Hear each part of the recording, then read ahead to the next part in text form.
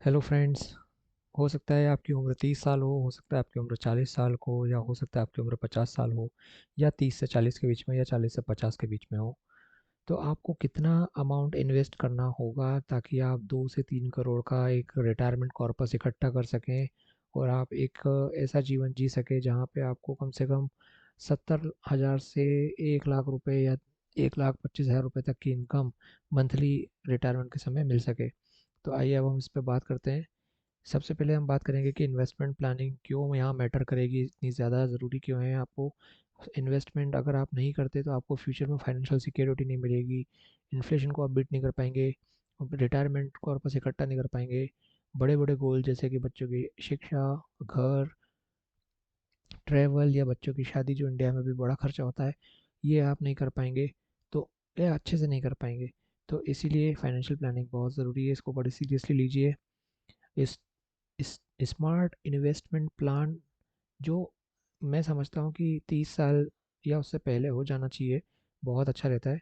तो उसमें आपके पास जो एग्रेसिव वेल्थ बिल्डिंग जो आप कर सकते हैं, क्योंकि आपके पास रिस्क लेने की ज़्यादा क्षमता होती है। तो एसेट एलोकेशन आप इस तरह से कर सकते हैं कि आप अपना 70% अमाउंट जो आप इन्वेस्ट कर रहे हैं वो इंडेक्स फंड्स में, या फ्लेक्सी कैप फंड्स में, या ELSS फंड्स में डाल सकते हैं। इनफैक्ट मैं तो कहूँगा कि आप स्मॉल स्मॉल कैप फंड्स में भी पैसा डाल सकते हैं। और 20% पैसा आप डेप्ट में डाल सकते हैं, जैसे कि PF, डेप्ट फंड्स, या PPF, इन जगहों पर। और मैं समझता हूँ कि अधिकतर नौकरी पेशा लोगों का PF अकाउंट होता है, तो उनको इस चीज़ के लिए अलग से कोई एफर्ट्स लगाने की ज़रूरत नहीं है।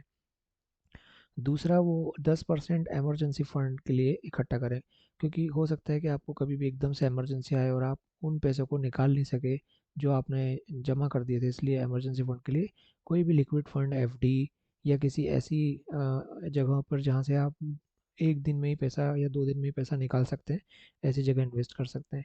तो मैं ये नहीं कहूँगा कि आप ऐसे में ETF जैसी जगहों पर भी करें, क्योंकि ETF आप तुरंत बेच सकते हैं, लेकिन हो सकता है आप उसमें नुकसान में हो उस टाइम पे। इसलिए FD इसमें ज़्यादा सही है।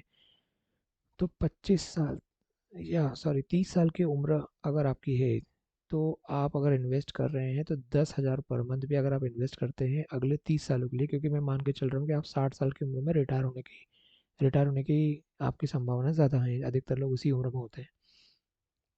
तो 10,000 पर मंथ भी आप रिटायर करते हैं, इन्वेस्ट करते हैं, तो 3 से 4 करोड़ रुपये आप बना सकते हैं। यहाँ पे मैं आपको कैलकुलेट करके दिखाता हूँ ये चीज़।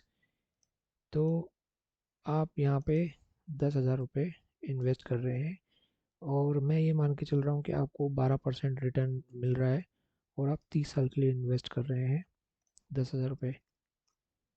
और यहाँ मैं कैलकुलेट करके दिखाता हूँ आपको। 12% रिटर्न मैंने जो माना है उसके हिसाब से आपको 3,53,00,000 रुपये मिल रहे हैं। और 3,53,00,000 रुपये से आप आराम से, अगर मैं इसको इन्वेस्ट यहाँ पे करूँ और वापस से इसको 8% पे लेके जाऊँ, और आपको ये बताऊँ कि आप आगे 50 साल ऐसे विड्रॉल करते हैं, पैसा निकालते हैं, तो मैं इससे लगभग 1 लाख रुपए अगर महीना निकालना शुरू करता हूँ अगले 50 सालों तक, 8% इंटरेस्ट अगर मुझे मिलता है, तो भी मैं एक बहुत बड़ा अमाउंट इकट्ठा कर लूँगा। इसलिए मैं इसको बढ़ाकर 1,10,000 रुपये करता हूँ। और 1,10,000 रुपये भी मैं निकालता हूँ तो भी मेरे पास एक बड़ा अमाउंट रहेगा। इसको मैं बढ़ाकर 1,20,000 करता हूँ। और 1,20,000 में भी मेरे पास एक अच्छा डिसेंट अमाउंट हो रहा है। मैं शायद 1,25,000 जो मेरा मैक्सिमम टारगेट था उसको आपको बताता हूँ। तो भी आप जब 50 साल बाद आपकी उम्र अगर हो गई होगी, आप रुखसत होने वाले होंगे, इस दुनिया को अलविदा कहने वाले होंगे, तो भी आप अपने नाती पोतों बच्चों के लिए 91 करोड़ रुपए के करीब एक अमाउंट छोड़ कर जाएंगे। 91 करोड़ 9,26,216 रुपये। तो ये 8% इंटरेस्ट पे ही मैंने बताया। अगर आप इसको म्यूचुअल फंड जैसे में रखते हैं, अगर आप रिस्क लेने की क्षमता उस उम्र में भी रखते हैं, तो ये और भी बड़ा अमाउंट होगा। तो अब हम इसी अमाउंट को दूसरी उम्र के हिसाब से कैलकुलेट करते हैं। ये तो 30 साल की बात थी। अब हम बात करते हैं कि अगर आपकी उम्र जो 40 साल है या उसके आसपास है, तो अब थोड़ा सा इन्वेस्टमेंट सिक्योर करना होगा। आपको 60% इक्विटी में इन्वेस्ट करना होगा, लार्ज कैप में स्पेशली।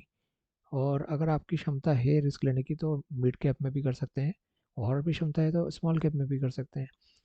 30% पैसा डेप्ट करना होगा। डेप्ट मतलब PF, EPF या बॉन्ड्स वगैरह जैसी जगहों पे, या आप गोल्ड में भी इन्वेस्ट कर सकते हैं। और 10% आप गोल्ड या रीट में भी इन्वेस्ट कर सकते हैं। तो आपको उस वक्त कितना इन्वेस्ट करना पड़ेगा? 10,000 से काम नहीं चलेगा भैया। अब आपको 25,000 रुपये इन्वेस्ट करने होंगे 20 साल के लिए, क्योंकि आपके पास 20 साल का ही समय बचा है 60 साल होने के लिए। तब जाके आप 2 से 3 करोड़ का रिटायरमेंट कॉर्पस बना पाएंगे। और जैसा मैंने बताया, 3 करोड़ के रिटायरमेंट कॉर्पस में आप 1 करोड़ पर 1,25,000 रुपये मंथली विड्रॉल कर सकते हैं, और उसके बावजूद भी आप 50 साल बाद आपके पास 95 करोड़ रुपये इकट्ठा होगा। 50 साल के अगर आप हैं तो कितना होना चाहिए?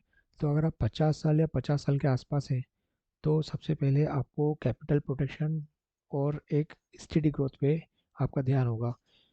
यहाँ पे आपको 60% या 70% नहीं, सिर्फ 40% ही लार्ज कैप या हाइब्रिड फंड्स में इन्वेस्ट करना है, और 50% डेब्ट में इन्वेस्ट करना है, PPF, bonds, S C S S.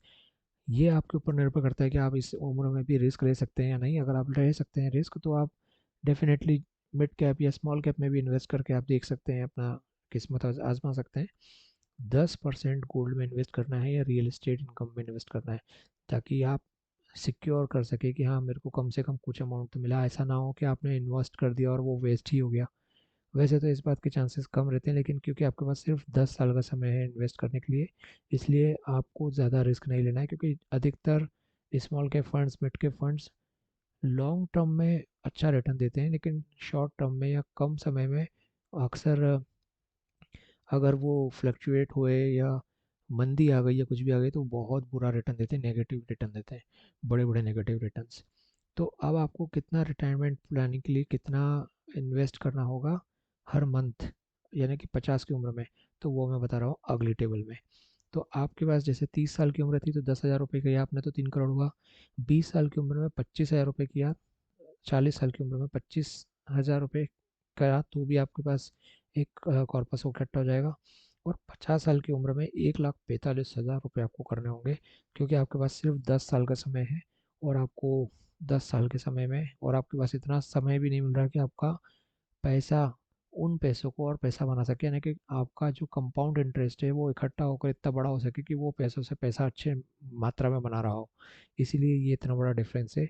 सिर्फ 20 सालों में आपको 14 गुना ज़्यादा इन्वेस्ट करना पड़ रहा है अगर आप देर से शुरू करते हैं। ये बात मैं कह रहा हूँ उन लोगों के लिए जिनकी उम्र 30 साल के आसपास है। तो आप भैया अभी से शुरू कर दो, वरना जब देर होगी तो बहुत बड़ा अमाउंट आपको इन्वेस्ट करना होगा हर मंथ। और अभी बहुत छोटे से अमाउंट से भी आप शुरू कर सकते हैं, और जब आप वो 50 की उम्र में पहुंचेंगे और आपकी सैलरी 2 लाख रुपए या 3 लाख रुपए महीना भी अगर हो चुकी होगी उस वक्त, तब भी आप 10,000 रुपये महीना देंगे तो भी 3 करोड़ रुपये आप इकट्ठा कर सकते हैं। तो कितना आसान रहेगा उस उम्र में। आप बाकी खर्चे, बाकी पैसों से ज़्यादा खर्च कर सकते हैं, ज़्यादा इन्वेस्ट करके और बड़ा कॉर्पस इकट्ठा कर सकते हैं, ताकि आप जल्दी रिटायर हो सकें। तो ये वीडियो था financial tips for all age में। एक देना चाहता हूँ यहाँ पे कि इंक्रीज सेविंग एवरी ईयर। ये एक ट्रिक है, मैं इसको भी कैलकुलेटर के थ्रू बता देता हूँ। मान लीजिए कि आप 25,000 रुपये इकट्ठा कर रहे हैं, आपके पास 20 साल का समय है, आपने 12% इंटरेस्ट पे इकट्ठा किया, और 25,000 रुपये महीना आपने इकट्ठा किया यहाँ पे।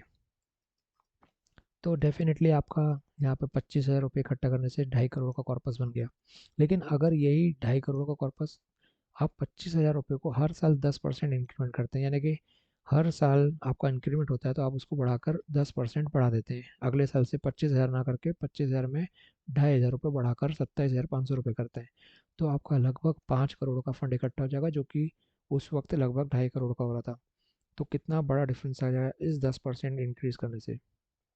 तो ये सजेशन मैं यहाँ पर दे रहा हूँ कि इंक्रीज करो अपनी सेविंग एवरी ईयर, और अपनी लाइफस्टाइल में हेवी ईएमआईज़ को इग्नोर करो। छोटी मोटी ईएमआई चलती है कि हाँ लैपटॉप ले लिया, लेकिन लैपटॉप एक एसेट है, मोबाइल एसेट नहीं है। मोबाइल में आप सिर्फ कॉल करते हैं, फ़ोटो खींचते हैं, कुछ चीज़ें करते हैं, जो कि मैं समझता हूँ कि 15-20 हज़ार के मोबाइल में भी पॉसिबल है। तो इसके लिए आप लाखों रुपए के मोबाइल या हज़ारों रुपए के, 65-70 हज़ार रुपए का मोबाइल खरीदने से अच्छा है कि उसको इन्वेस्ट कीजिए। इंश्योरेंस, दो इंश्योरेंस, टर्म और हेल्थ ज़रूर लेके रखिए, क्योंकि आपका ये दो इंश्योरेंस अगर है तो आप प्रोटेक्टेड हैं। आपकी बहुत बड़ी सेविंग्स एकदम से ज़ीरो होने से आपको के बचाएंगे ये फ्यूचर में। और इमरजेंसी फंड हमेशा रेडी रखिए। कभी कभी ऐसा भी होता है कि हेल्थ इंश्योरेंस में कुछ चीज़ें कवर नहीं होती, और आपको उस वक्त इमरजेंसी फ़ंड की ज़रूरत पड़ती है, या कभी कभी इमरजेंसी फ़ंड की ज़रूरत सिर्फ हेल्थ के लिए ही नहीं पड़ती, कुछ दूसरी चीज़ों के लिए भी पड़ जाती है। तो ऐसे में इमरजेंसी फ़ंड होना चाहिए। हो सकता है आप किसी वजह से, जैसे कोरोना में हुआ, आपको ऐसी स्थिति आ गई, तो भी इमरजेंसी फ़ंड की स्थिति इमरजेंसी फ़ंड की ज़रूरत महसूस होती है। कई लोगों की जॉब्स खतरे में रहती है, इसलिए उनके लिए भी इमरजेंसी फ़ंड काफ़ी काम करता है। ऐसा बोला जाता है कि हमारे पास इतना इमरजेंसी फ़ंड होना चाहिए कि हम 6 महीने घर पे बैठे बैठे भी गुजार सकते हैं। और मैं ये मानता हूँ कि अगर कोई एक टेंटेटिव अमाउंट बताए, तो मुझे लगता है कि 5 लाख रुपए तक का इमरजेंसी फ़ंड हमेशा हमारे पास होना चाहिए। ये अगर चैनल आपको अ, अच्छा लगा ये वीडियो, और इस चैनल में जैसे दूसरी वीडियोस भी हैं जिसमें मैंने हम ये तक बताया कि आप सिर्फ 25 रुपये रोज़ इकट्ठा करके भी एक बहुत बड़ा अमाउंट इकट्ठा कर सकते हैं, बड़ा कर सकते हैं, बड़ा कॉर्पस बना सकते हैं। मैंने ये वीडियोस भी बनाए कि आप किस तरह से 9 करोड़ रुपए तक का कॉर्पस बना सकते हैं। और ये भी बताया कि अगर आप सिर्फ ½ % डेली स्टॉक मार्केट से कमा सकते हैं, तो कितना बड़ा अमाउंट वो इकट्ठा हो जाएगा। तो ये सारे वीडियोस आप मेरे चैनल पे जाके देखिए। और ऐसे और वीडियोस मैं रेगुलरली बनाता हूँ, जिनमें नए नए आइडियाज़ लेके आता हूँ, जिससे कि आप फाइनेंशियल फ्रीडम को जल्दी से पा सकें। हमारा जो डेवलप इंडिया का सपना है, उसमें आप भागीदार बने। एक बड़े गोल को आप किस तरीके से छोटे छोटे अमाउंट से अचीव करें। तो आप चाहते हैं कि ऐसे वीडियोस और मिले आपको, हम दोबारा मिले, तो इस चैनल को सब्सक्राइब कीजिए, लाइक कीजिए, और कमेंट करके बताइए कि आप कितने की एसआईपी कर सकते हैं, या आपके हिसाब से कितना कॉर्पस काफ़ी है रिटायरमेंट के लिए। Thank you very much.